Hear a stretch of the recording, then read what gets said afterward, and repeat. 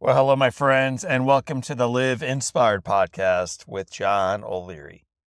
You are in for an emotional, awesome, inspirational treat today. I'm going to begin by introducing my guest, Sergeant Kevin Briggs. So, Kevin Briggs is a retired California Highway Patrol officer known as, I love this term, the Guardian of the Golden Gate. For more than 20 years, Kevin patrolled the Golden Gate Bridge, where he saved more than 200 individuals from taking their own life. Today, Kevin shares how his own battles with abuse, with cancer, with depression, gave him a unique compassion and the unforgettable lessons that he learned from hundreds of conversations with those on the edge of despair. In a world, my friends, where societal pressures, where personal pain, where the struggles we're dealing with in social media and mainstream media, for some of us politically, can drown out hope. Kevin's story reminds us that a simple, empathetic presence can rekindle the courage to choose life. My friends, as suicide remains one of the leading causes of death in the United States, this conversation reminds us that even in our darkest moments, there is light, there is a foundation, there is a value on the gift of your life. There is a way forward. So I'm encouraging you right now to sit a little bit closer to your radio, grab your favorite Live Inspired journal, take a big old sip of whatever beverage you have in front of you, and get ready to get fired up as I bring on my friend, and he is soon to be yours. His name is Sergeant Kevin Briggs. Sergeant Kevin Briggs, welcome to Live Inspired with John O'Leary. Thank you, John. So happy to be with you today. Well, man, I say this a bunch, and I mean it a bunch when I say it. I already feel like I'm on this episode with a friend. I love your heart. I love the conversation we've already had. I love the work you did, the life you've lived, and the impact that you're having. So if you were to meet someone randomly at a grocery store, coffee shop, whatever it might be, and they said, Kevin, what do you do for a living? How do you respond to that now? I tell them I retired from the California Highway Patrol and I do presentations. And I kind of leave it at that unless they ask, well, what are your presentations about? And it happens all the time. And then I tell them, well, mental health and suicide prevention. And they take a step back. Anything, when you say suicide, and they don't know what to say about that. I'm curious because suicide conversations are so rare, and yet the reality is the reality of that in all of our family lives is ever present. Every one of our families has been affected in one way or another by a suicide attempt by someone who is dealing with mental health challenges in real time. So when you say, man, that's the work I do today, are they normally stepping away from you or stepping towards you? They're stepping away because they don't understand it or it scares them. And some people want to dig in a little bit, if we have the time to talk about it. What is that like? What is that about? Are you busy? How often do you do this? Well, I want to talk about the work you're doing today, and I want to talk about the life that led to the work you're doing today. So we're going to back up about 6 decades to when you were a kid. What was life like for you growing up? It was great. I grew up in Marin County, which you have San Francisco, you cross that Golden Gate Bridge, it's Marin County. My father had a printing business in San Francisco, and we were, I would say, upper middle class. So there was not a want for things, so to speak. Had great friends, three other siblings, and all was great. I was into hunting and fishing. You go into high school, and some folks are going to go from high school directly into college. You did not. After high school, where'd you go? Yeah, I was not ready for college. I went into the United States Army and went in the infantry.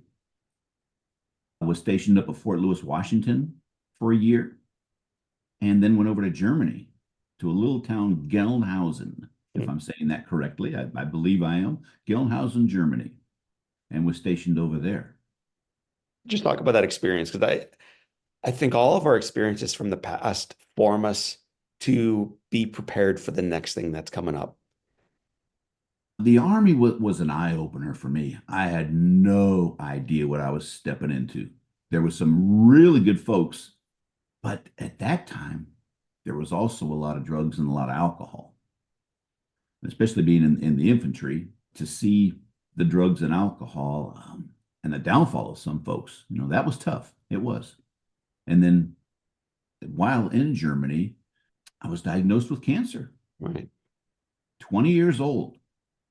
So I had my first operation in Germany, and then they sent me back to Letterman Army Medical Center in San Francisco to be closer to home. And I landed here at Travis Air Force Base. I landed here on my birthday, December 5th. And I have a horrible memory, but I do remember that. Landed here on the West Coast. Most people are going to like Las Vegas, partying, their 21st birthday. Well, I'm going to the hospital for more operations and several months of chemotherapy. So that was, the start of my 20s was this testicular cancer. When you're older, you're not prepared for something like that. When you're in your 40s or 50s or 60s, cancer is the last diagnosis you want to hear, the last diagnosis you want to wear. You're 20, your life is just beginning. Your world is completely in front of you. You're overseas, man. It's not perfect, but it's good. Then you get this diagnosis. Then you get sent home. Then you go through these operations. What's your mental state like back then? It was not good. I was depressed, with the chemotherapy. Well, of course, loss of a testicle.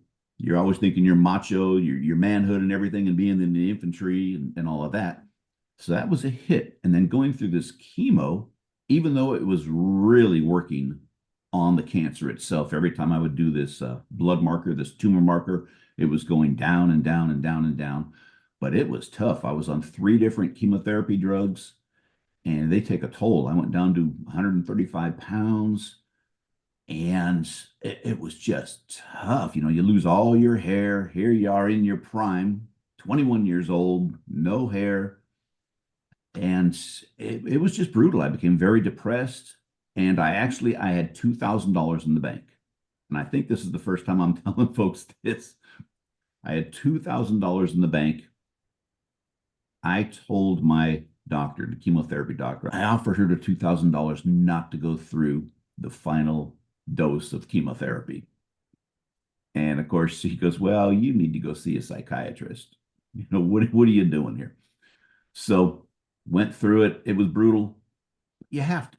If you want to live, you got to go through these things. It was tough. So much of your work today is being with someone.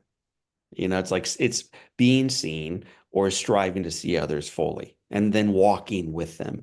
Who was walking with you during this time? Yeah.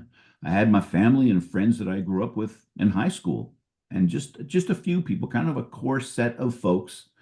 And that is so huge. And I found that out as I got older, how important that support group is to come and visit you and to be with you, and things may not be okay, but they're there to help you through it.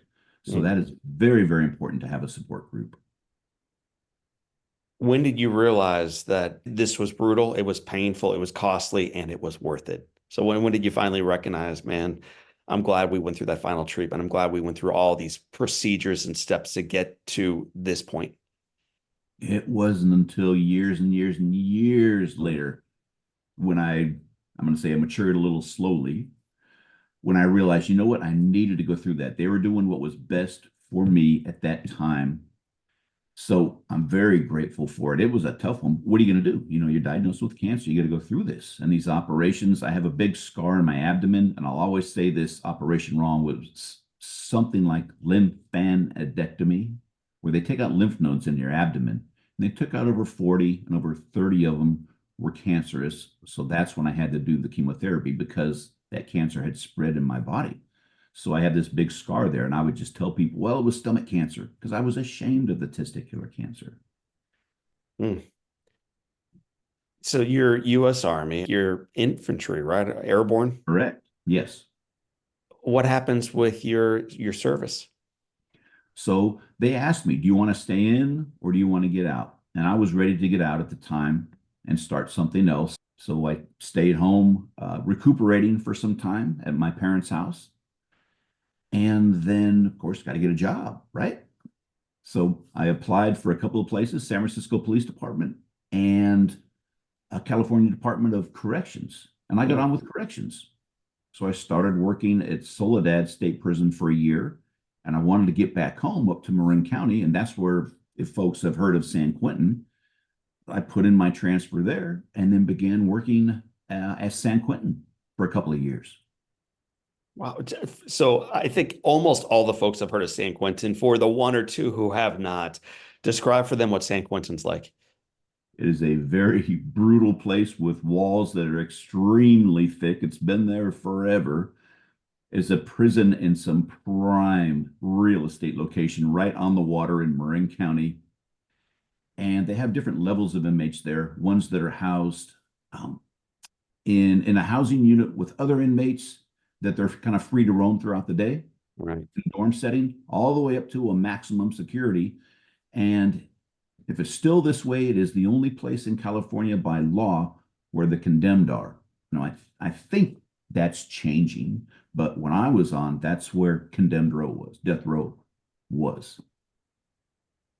Kevin, I've not because I've been sent there, but I've had the honor of serving there. So I've been in prisons and jails around the country. And I've noticed with our officers, there's usually like two approaches. One is just toughness.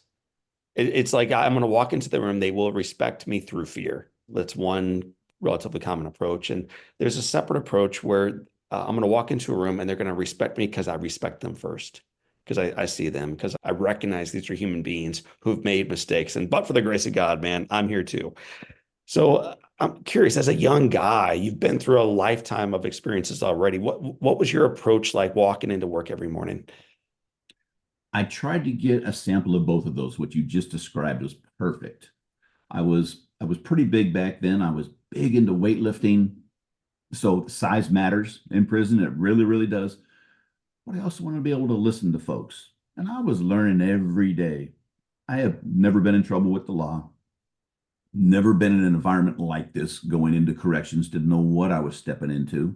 Right. It is a very brutal environment. It really is. And as a correctional officer, I wasn't all that street savvy when I stepped into this. So I had to learn a lot, but I would step back and watch other correctional officers who I thought were doing a good job, watch how they spoke with inmates and their actions and how they stood. So it was a big learning curve for me. Eventually, you leave San Quentin, man. Congratulations. You get out and you join the California Highway Patrol. This is, as I view your life story, this is the turning point. This is where the experiences of your struggles and of the abuse and of the difficulties and of everything that you went through led you to this point to save lives. And that might sound surprising for those who don't know your story as a California Highway Patrol officer, but that's ultimately what you're about to endeavor toward. Would you talk about joining the California Highway Patrol? And I will tell you the only reason I got into it was because the guy I was working with said, "Hey, I'm going out for the highway patrol. Come on and do it with me." He didn't want to do it by himself. And I'm thinking in my head, I don't know. They look pretty squared away. I don't know if I could do that. A lot of self-doubt. He kept pushing me and pushing me and pushing me. So I went and tried it, did it, got in, went through the academy. He didn't make it, but Wow. but I did. And I mean, I gave up everything, all weekends, all studying. It's a live-in academy. You're there for 6 months. And I said, this is a whole change of life. I'm going to put everything I have into this. So made it through it, graduated fourth in the academy, and started working over in Hayward, assigned there that you go where you're assigned. And Hayward is by Oakland, California, if folks have heard of that, just south of that. And that was a new environment. I never knew there were, hey, this street is good and this street is bad and there's gangs and this. Where I grew up wasn't anything like that. So that was a whole change of environment for me. A few years before I was able to get back to Marin and then started working on this Golden Gate Bridge. And mind you, I had crossed that bridge many, many times, but I had no idea what I was stepping into. I really didn't. So I made you describe San Quentin a little bit for the folks who hadn't heard of that. And this landmark is even more well-traveled and known, but there's still a few folks who are listening or watching us right now who they may not be familiar with just how massive and brilliant and stunning the Golden Gate Bridge actually is. So just give us a little bit of perspective on this bridge where you ultimately would find yourself working. So the Golden Gate Bridge connects San Francisco to Marin County. And after that, you're heading out towards Hawaii. You're heading out into the open ocean. It is the Golden Gateway, so to speak. It's about 1.7 miles long. It's not too long. 6 lanes of traffic, a pretty wide 10-foot and a little bit longer at times sidewalk on each side of the bridge. Pedestrians are only allowed to use the east side, and that's the side that faces the bay. It is about 220 feet up in the air from the water up to the roadway. And then from the water up to the top of the tower is about 750 feet. And I would say if you ever get a chance to go see it, walk across it, always bring a jacket because it is cold down there. Even if it's sunny California and 90 degrees where I'm at, it may be 60 degrees and cold and damp and foggy down there. Almost at like the height of the Great Depression. I think it opened with like 1937. 1937. And I understand the architect, the gentleman who helped to build it, said not only bragged about the remarkable structure, but also said, and one more thing, this building we've created is suicide proof. That's what he said. That's when the pedestrian rail, which is around 4 feet or so, isn't too tall up, was going to be, I think, 6 feet. So, but they knocked it way down so people could actually look over that rail, I suppose. So, yes, it turned out to be the number one suicide spot in the United States for loss of life to suicide. So, Why do you think that is? I can only say, I had a guy come out from New Jersey and was over that rail, and I was talking to him, and he was a brilliant young man. And I asked him, why this bridge all the way out from New Jersey? And he said, it'll get the job done. And it did. So, folks, if they don't own a weapon or they can't think of something else, they think this is a clean and easy act. It is not by any means. It's a horrible way to go. And I could just tell you, I would imagine every single person who lost their life, if they could come back and do this again, they would come back, and try life again. It is a horrific way to go. You've said something in your speeches, you wrote about it in your book, and you said, if anyone were to survive the fall, they would recognize as soon as they let go, I've made a mistake, as they were falling the 5 seconds down to the water. And I actually interviewed a gentleman on this podcast named Kevin Hines. Hines survived a jump from that bridge. And as soon as he let go, what he said to himself was, what have I done? And at that point, it was too late. You're an officer. You're a young man at this point. They give you this bridge as part of the work. It's not the entirety of your work. It's just part of your area. And they give you very little training for what you're about to step into. Just talk about that. Talk about the lack of training at the time for the officers who were serving this bridge. That was a disservice. And I'll tell you, stepping back just a minute, I handled Kevin Hines' case. Wow. So I'm very, very familiar with that. Yes. But I had no training going into this. I didn't know what I was stepping into. And what a disservice. What a disservice to those folks I was talking to. And really, what a disservice to the officers who would go down there and work this beat. And at the time, prior to 9/11, we only had one officer working down there. And it was a very big area. I just didn't drive back and forth on the Golden Gate Bridge. Went into San Francisco all the way down, we call Doyle Drive, and then all the way up and over the freeway for a few miles, and then the parking lots and all the unincorporated areas. So it's a rather large beat. Do you remember the first time you were called to an episode where someone was considering taking their own life? Yes. It was a young female actually over the pedestrian rail, and over that pedestrian rail we have it's like an I-beam. She was standing on that, and I didn't really think of it. I was pretty naive, and I walked up there, and in my mind it's like, is she suicidal? The other half of me was saying, she's a trespasser. What are you doing? Or you could get hurt. This isn't a game. This isn't for a picture. So it took me a while to realize, whoa, this is serious. This individual's contemplating jumping off of this bridge. So I didn't know how to approach, what to say, what not to say. Right. It was terrible. It was terrible. And I know she's going through a tough time. So I spoke with her, and it wasn't all that long a time And I really do think she saw maybe the look of horror going on with me, that how could this be happening? Maybe she saw the empathy in me and said, you know what, I don't want to have this guy go through this of watching me do this. So I think that was a part of it, because I don't think anything really of substance came out of my mouth. But she did come back over the rail, and then we take folks down to one of the local hospitals for an evaluation. Kev, you've had more than 200 like this woman grab your hands and come back. I'm just curious. We'll talk about a couple in particular, and then a couple who chose a different path. But when they grab your hand and you pull them back, what's that moment like for you? Like, just walk us through the emotion of seeing someone who's on the edge of death. They're on the very cusp of making a decision that's going to change everything, and then they choose courageously to grab your hand and step back over into life. What's that like for you? I don't know if there is almost a better feeling, except for when my two boys were born, something like that. This is really something to behold. And it's not like, look what I did, I won. No, this is for them. This is about them. And the look in their eyes, you see it's a relief, but they're still scared, because I didn't change anything. I didn't fix anything, but they're still here and have the opportunity for things to get better. So really, it's the look in there's a spark of hope. And that is what's really cool. And that's what drove me to be better and better and better, or try to be better and better and better at this craft. I've heard you say before and share in other areas that each one who took your hand and came back, you would ask them questions like, what did I say that helped?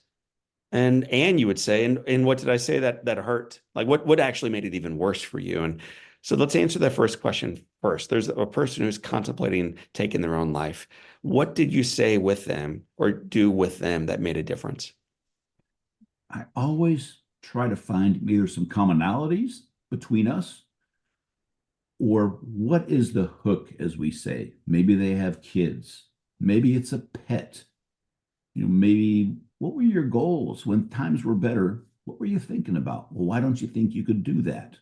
So I'm trying to give them something other to think about than what they're in right now, and think, you know what? Maybe I will try this again. I think that's what I really wanted to focus on, to see the overall picture. Because I think when someone is over that rail, 220 feet up in the air, very dangerous situation, very loud, very windy, horrible place to do a negotiation, that they can take another look at life and say, all right, I'm going to give it another chance. What did you hear from those who took your hand and came back that you did poorly? Things that they wish you would not have said, or a way you approached that you should not have? The main things were that I learned was, don't try to fix anything. Not then. This is way down the line, some other time. And at this situation, it's going to be somebody else, because I don't follow up with folks. But right then, just be there for them. Don't try to fix anything. I think that was a common denominator with them. And don't tell them everything is going to be all right. I would see that with folks sometimes. You're going to be all right. People love you. We don't know that. That's right. So, I mean, hundreds of stories of walking people back down and stepping back into life together, but also a few tragic stories where they chose differently. And I think I'd like you to share part of the story with Jason. You mentioned it a moment ago when you were talking about the bridge, and an individual came 3 times out to the Bay Area, and that person was Jason. Talk about Jason. Yes. Beautiful individual. I believe he was 32 years old at the time. Flew out to the bridge 3 times, as you said. Third time I contacted him, I was the on-duty sergeant at the time, but the officers were busy, and we get a call of a man over the rail.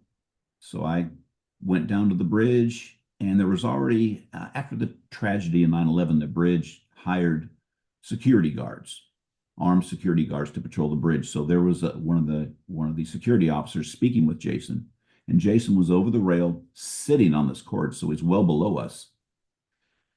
And he's already talking with him. And this particular security guard was very, very good, elderly guy.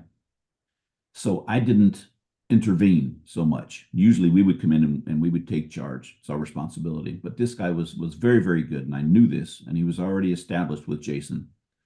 So I stayed back a little bit, would interject once in a while, but Jason was just brilliant, well versed in politics, religion, and just all sorts of subjects. A really interesting, neat guy. But he was suffering. He had a lot going on. He believed the doctors did not diagnose him right, didn't like the medications, and he was just tired of it all. As the bridge officer was speaking to him, and then, like I said, I would interject once in a while, and we're speaking with him, and this goes on for like an hour, and it was getting really cold out there. The bridge officer takes his jacket off and gives it to Jason. Jason put it on, I don't know, maybe 10 minutes, something like that, and then gives it back. And that's where the bridge officer teared up. And he thought, well, this is it. Well, I kind of thought we were in the middle of this. I thought we were doing okay. Jason had his cell phone with him. And like I said, he was sitting on this I-beam. And his phone was ringing all the time and buzzing. He had put out an email to friends and family when he thought that he would be on the bridge. And as brilliant as he was, that's what happened. So he's getting all these calls and texts, but he wouldn't answer it, but he would look down at his phone. Sometimes he would tear up, sometimes he would smile. But as this progressed, he asked us if we knew the story of Pandora's box. And I said, oh yeah, but I didn't remember it all that well, but apparently Zeus, Greek mythology, Zeus created Pandora and sent her down to earth with a box and told her under no circumstances open this box. Well, at one point she does, and she releases all sorts of plagues, sorrows against man. The only thing good in this box to come out of it was hope.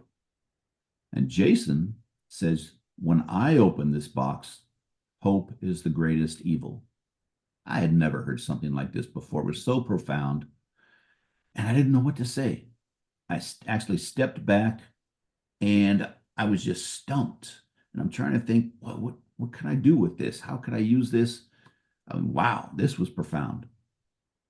And as I stood there, Jason, like I said, he was sitting on this cord. He sat erect. He just looked northbound from where he was at. And I'm just on his left side. I could see a tear coming down his right cheek. And he just leaned to his right and was gone, 220 feet down.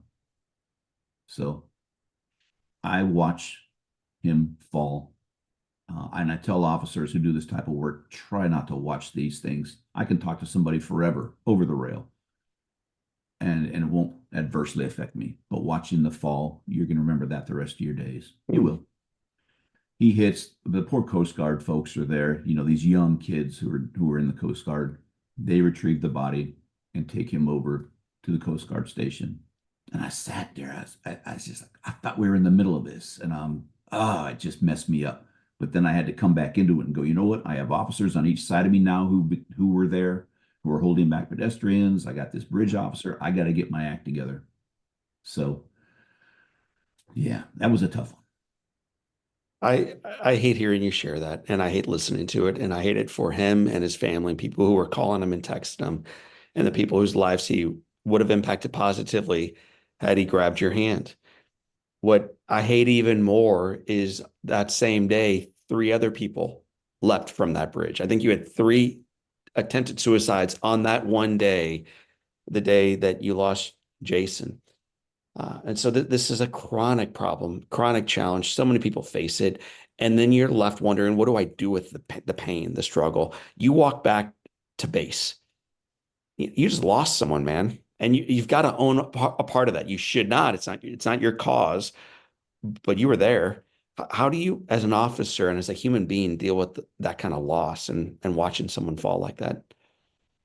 I can just tell you, for me anyway, I think, you know what?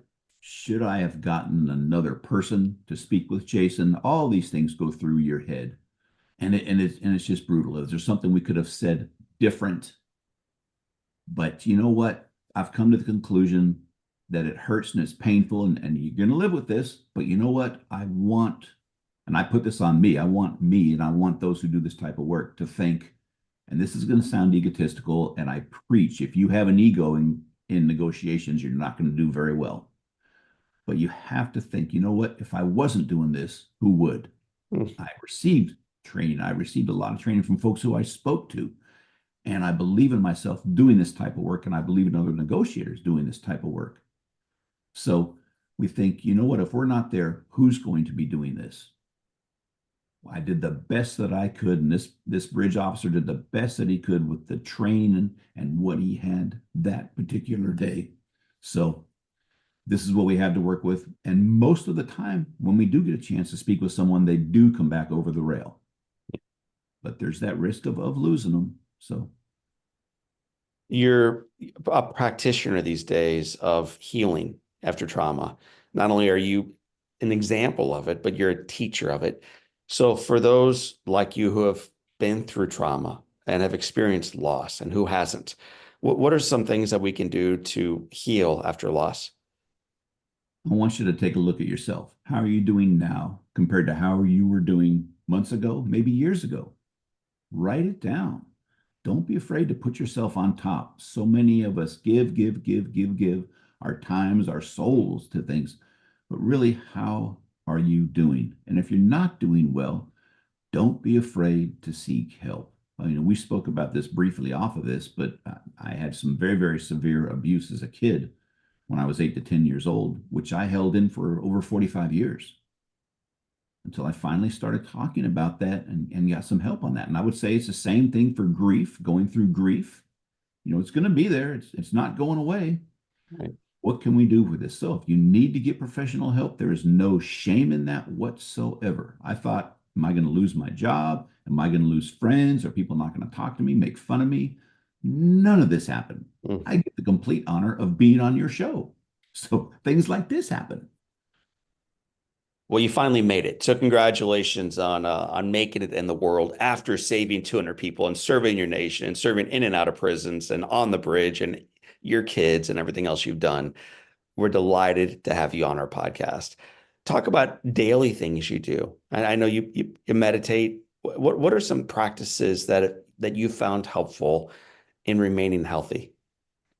So having that support system, that number one, I did not have a support system almost till after I retired. But I have these gentlemen that I go out to coffee with when I'm not traveling, and they're were not law enforcement. One of them's 88, retired dentist, still snow skis. I mean, phenomenal guy. You know, one worked at Chevron, another guy is trying to get into law enforcement. So there's a number of us, and I have, besides the mental illness with depression and things, this anxiety to where sometimes it's hard for me to get out of the house. But they'll text me, "Hey, Kev, you're coming out today," or they'll call me, "Hey, you're coming down for coffee, right?" So once I can get my foot out that door, and then I get down there, it's great. It's fantastic. We have a wonderful time. So we talk about all sorts of subjects. But that, you talked about the meditation. I do transcendental meditation. And, you know, if you would have talked about it years ago, I'd probably leave the room if I was talking to folks. But it really works. I looked at the science behind it. So that calming effect. I have, of course, I had 3 heart surgeries. So with the high blood pressure and high cholesterol, I got to tone things down some and make sure I'm taking my medications and relaxing. Another big part of this is my dogs. I have 2 dogs, 2 Chihuahuas, and I can say that I had big dogs growing up. I did a lot of hunting, but I travel a lot now. So I have 2 Chihuahuas, and they're a blast. I love hanging out with them. So I tell folks, your pets are huge in your life, and they're a big, huge part of my life. Love hanging out with them. Just by hanging out with your pets 20 minutes a day can help lower your blood pressure, the cortisol. So those are a big part of my life. You know, here's this big officer seated in front of me who's been through cancer, been through 3 heart scares, been through anxiety, depression, served on the Golden Gate Bridge, California Highway Patrol for 23 years, saved a couple hundred lives. I imagine you with Doberman pinchers, you know, these big old mean dogs, man. And no, you got Chihuahuas at home, man. I did not expect that one coming, but I'm glad you do. I got a I golden wanted a retriever. Doberman Pinscher. You nailed it. I wanted a Doberman Pinscher. but in the place it's too small here. So I have a Doberman Pinscher. She looks exactly like a Doberman Pinscher, but she's really small. She's a Chihuahua, but she looks just like a Doberman Pinscher. On March 11th, 2005, you met a gentleman named Kevin Berthia. Yes. You refer to him as hope and courage. Tell us why. Yeah. So I'm just on routine patrol. Actually, I was sitting at a coffee shop having coffee when I get a call of a man on the sidewalk on the Golden Gate Bridge talking on a cell phone saying that it's going to jump. So whoever the person that he was talking to called 911. So I go up to the bridge. Being on the motorcycle, I can go on the sidewalks. They're rather wide. I start working my way on the sidewalk, going from the north end to the south end. And as I near the North Tower, I see the description of him, and he's still on the cell phone. I said, cool, he's still here. So I stop 50 feet away, 75 feet away, something like that. And as I'm getting off my motorcycle, he looks my direction and then runs over to the pedestrian rail and leaps over it. Now, I'm not close enough to grab him. So I yelled something to him. And when I did, he reached out, he grabbed the top of the rail, swung around, slammed into the bars, and landed on this little bitty pipe. And if folks get a chance to walk on that bridge, you will see we call the cord is this I-beam parallels the bridge, but around the two towers is just this little bitty pipe. Well, he landed on this. I thought he was gone. I thought there's no way this guy, the way he leapt, very athletic. I thought he was gone. So I ran up there, but then through the slots, the vertical slots of the rail for the pedestrian rail, I see his white t-shirt sticking out there. So I had to recoup and back up. Oh, he's still here. So what I do is maybe different than other people who do this type of work, but I stay back and I just raise my right hand. I introduce myself as Kevin, not Sergeant Kevin Richard Briggs, California Highway Patrol. Who cares? For this, I just introduced myself as Kevin and I asked him if I can come up and speak with him for a bit. And he's screaming at me. If I come one step closer, I'm jumping, and he's just madder than hell. He wants to be left alone. Mind you, he's in shorts and a white t-shirt on the Golden Gate Bridge, and it's cold. It's cold up there. So this took a while of me just chatting in this long distance, 15 feet away, and up on that bridge, it is with all the traffic, because we don't stop the traffic. You have the wind, you have the noise from all the traffic. I mean, it's a terrible place to do this. Yes. So he eventually allowed me to come up and speak with him. And when he did, I told him, I'm not going to grab you. I'm just going to be right here with you. And he kept looking down. And there's a photo that's out there that's circulating around. You could see this. He has his left hand in his pocket. His right hand, which you don't see, is up between his t-shirt and his skin. So he's basically just tripoding in with his feet perilously on this pipe below him. And there's nothing else behind that. If he lets go, if he slips, he's done. He's 220 feet down.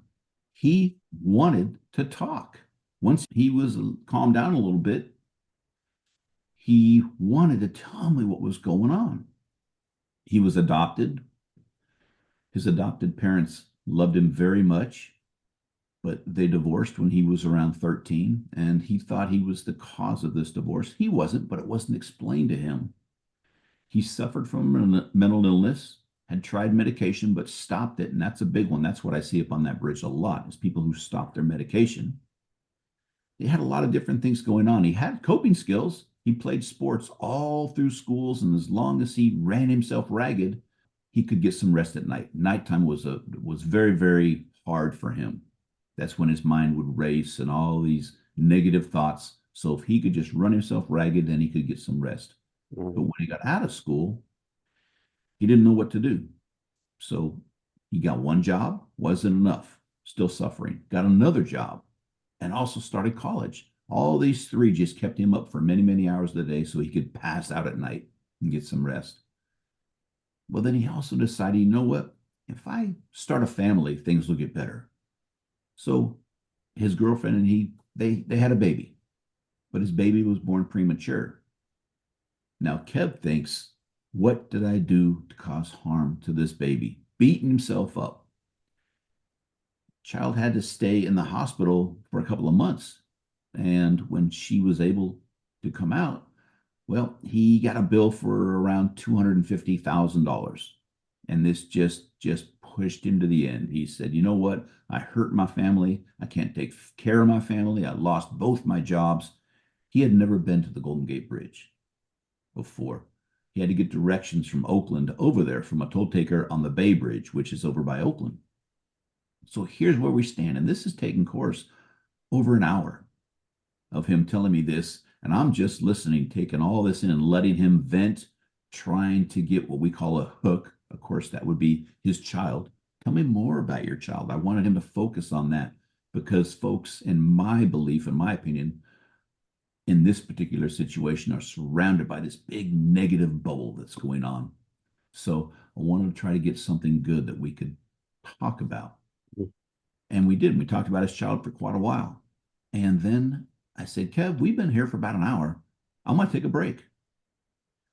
But I'm only going to step back if you promise me not to do anything until I come back up here. I want to give folks a chance to think about things because I think they have so many things going on in their mind when they're over that rail." So he agreed to it, and I stepped back, and he didn't know what to expect. He thought maybe some people were going to come from the side and come over the rail and come and grab him. You know, he's always looking around. He's nervous. Then he toned down, and I watched him for a bit, and I looked away because I want to give him some peace. Gave him just a couple of minutes. Then I raised my hand again, asked him if I can come up, and he allowed me to come up. I want them to make decisions on things. You Right. see, it takes so much courage to go over that rail. I don't grab folks. I want folks to get the courage to come back on their own. I will assist them when they make that decision, but imagine the courage that it takes to come back over that rail. So that's what I want, because I think if they do that, they'll have the courage to continue on in life rather than me grabbing them and getting them unwillingly. Mm. So we spoke for another half hour or so. And then he decided on his own. And I asked him, "Kev, are you ready? Let's get you back over this rail to see your daughter again." And he agreed to it. So then I helped him come back over the rail. And when he came back over, I asked him before we left that scene, "What did I do?" And you talked about this. What did I do that helped the situation? And what did I do that maybe wasn't so good that hurt the situation? Almost immediately, he said, "You know what? You listened. You let me speak and you listened." That's what it took for this guy. You know, that's what we're missing is people who aren't willing to really listen and not try to fix things. Sergeant Kevin Briggs, you get me emotional when you share a story like that, in particular when they have the courage to take your hand and come back. Do you hold them in the way that like I would imagine if they come back after 90 minutes and we're both freezing together and our hearts are both beating fast together, when they finally come back over and they're on this side of that fence, don't you just grab onto them and just hug them like a father hugging a child? I've done that, but you can tell some folks are really, because of law enforcement, maybe we'll shake hands, but they Really? know I am there for them. And Okay. yes, so it depends on the individual, but you're right. Yes. So, I've read and love your book. I'm going to give you 3 quotes from your book. I'm going to ask you to tell me what the heck they mean. And then we're going to move into what we call the Live Inspired 7. So we're nearing the start line for people to leave this podcast and step forward boldly into their lives. This one's obvious, but man, just because it's obvious doesn't mean it's applied. Listen, but listen to understand. Tell me what that means. And I would go further, listen to try and understand. So we heard some of my stuff. I was abused as a kid. I had cancer, heart surgeries. My mom died of cancer at age 49, head trauma, motorcycle crashes, all these things. But I don't talk about these things when I'm with someone on a Golden Gate Bridge, unless maybe they bring it up. They say something, you don't know about brain injuries. You don't know anything about cancer. Well, I've had both. Sometimes commonalities can create comfort, but try to listen to understand their perspective. Not that we're going to be able to fix it or really understand it deeply, but you know what? try to look at their perspective, try to stand in their shoes. Mm. The opposite of that is when we don't do that very effectively. And so there's a quote you have around this. You write, there are things we don't want to say, and here are 4 of them. By the way, unfortunately, these are things many of us are guilty of saying when we're trying to offer compassion to someone, but here they come. Things will get better for you. You should calm down. And I understand. Yes. And these are the things that I say, and I've memorized them. You should calm down. I understand. Things will get better. So instead of you should, you know what you should have done? People are going to shut down. They don't want to hear that. But how about, have you tried this? Would be a much better way. Calm down. John, has anybody ever calmed down when you tell them calm down?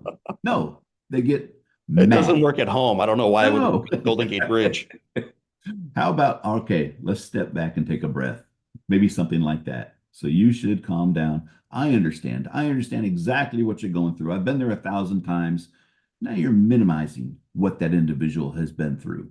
But we can use it as maybe part of a summary. So if I understand you correctly, this is what's been going on, and this is how you feel, and see what they say. So you should calm down. I understand. Things will get better. Boy, we don't know that. They may not. But you know what? At least you'll have the opportunity for things to get better.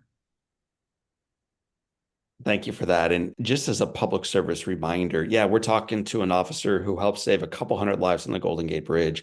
But this conversation is not only about saving lives, it's about living life more fully and being in relationship with folks and knowing how to do life more effectively.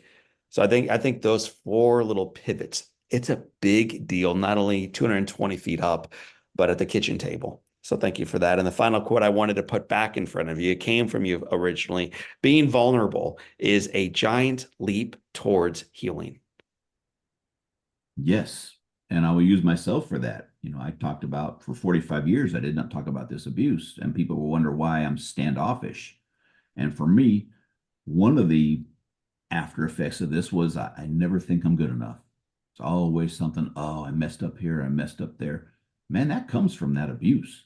You know, and then the cancer, the shame around that. But this is stuff inside me that for the cancer anyway, no, there's when I came out and spoke about that, instead of this big scar on my stomach, I thought, you know what? It was testicular cancer. It was no big deal. It was the big deal that happened, but no, it wasn't shameful or anything like that. What I thought would happen and what actually happened, nothing. People accepted me for who I was, and we carry on with the day. So that's what this is about. So, Kev, final question before we shift into what we call the Live Inspired 7. For, this is called the Live Inspired podcast. So very vibrant, very focused on tomorrow, very celebratory of today. It's all good up here, baby. But we also recognize, and life is difficult, and things don't always go our way. So for individuals listening to our conversation right now, and they are just struggling, or they know and care for someone who is struggling, what's the encouragement that you want us to hear? I would want you to get some help. Don't think you have to go through this alone. That's what so many people think. They're stuffed in a corner going through this alone. There are support groups out there. You can go on to 988 crisis hotline. There's folks there. If you'd like to text, there's 741-741. So there's a lot of help out there. And sometimes I get it. It may take a couple of months to get to a mental health professional. There's just simply not enough of them, and there's a huge need. But look at your friends and your family and say, you know what? I'm really going through a tough time. I could use some help right now. Don't be afraid to ask for it. I waited a very, very long time. Now I've been through several therapies. I had these macho jobs where you don't show a weakness, and I didn't. And it bit me in the butt. I suffered from depression, and I would have nightmares of this individual being here when I would try to sleep at night. It doesn't have to be that way, or at least we can minimize it. So don't be afraid to get some help. Sergeant Kevin Briggs, thank you for being that hand, being that light in the darkness, being a fellow sojourner as we move forward into life. So here we go. We're going to go through what we call the Live Inspired 7 right now. The very first question is, what's been the most impactful book you've ever read? I would go with, I'm still reading it, the Bible. I've learned so much about myself and growing up Catholic. This is the one. What's one positive characteristic or one trait that you possessed as a little kid growing up in California that you wish you exhibited as brilliantly today? Letting my mind go free instead of worrying all the time. How about that? If your home caught fire and all living things, including those two Chihuahuas and that future Doberman, are out safely, and you have an opportunity of running in and grabbing one item, what's that one thing you would grab? Probably off the sheet. I'm thinking my computer, even though everything's in the cloud and everything, that'd be a tough one. You know what? I have some things in a gun safe that were protected from fire that my mom, who passed away, left me. So I'm thinking those would be safe. But the old time mementos, of course, we're looking at photos, but I have a cross, a gold cross that my mom left me. So I'm hoping that would be good in the safe. I see you grabbing that gold cross, man. So that's awesome. If you could sit on a bench overlooking that Bay Bridge on a gorgeous day and have a long conversation with anyone living or deceased, who would you like to be seated next to? Off the top of my head, somebody like Marcus Aurelius. Wow. What's the best advice, Marcus, your mother, or anyone else ever gave you? So the best advice you've ever received, Kevin, is? You know what? In essence, take your time, slow down, and enjoy life. At age 20, your life changed with a cancer diagnosis. If you could go back in time and offer some wisdom to that young man, what advice would you give yourself at age 20? Trust the people who are putting you through this process. They're there for you. I was pretty distrusting, always questioning things, but trust the process and go with the process. Sergeant Kevin Briggs, author of Guardian of the Golden Gate. It has been said that all great people can have their lives summed up in one sentence. How would you like yours to read? It would be something along the lines of, he was here and provided hope. Kevin Briggs, you indeed were here. You still are here, and you have indeed provided mighty bits of hope to those of us longing for it. I appreciate you sharing some of that hope during this podcast today. Thank you, my friend. Absolute pleasure being here. My friend, that is the great hope bearer named Kevin Briggs. My name is John O'Leary, and today is your day. What a gift it is. Live inspired.